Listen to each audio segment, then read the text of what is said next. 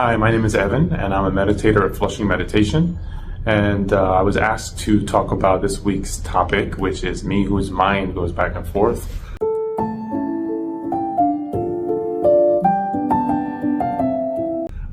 It's like tailor-made for me, basically, because for years I would not know how to make any decision. I just felt really anxious. I had no confidence to make a decision.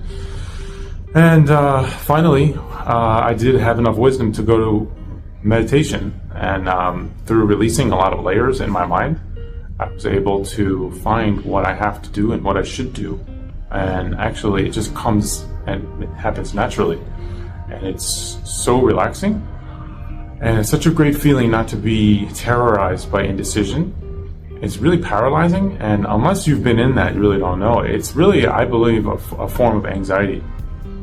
And so 20 years later, since starting my meditation journey with Flushing Meditation, I can tell you that each day I can still remember what it was like.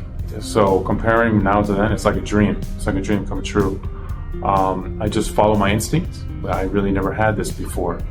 I just never felt confident making my decision going forth. Now I just feel really peaceful inside.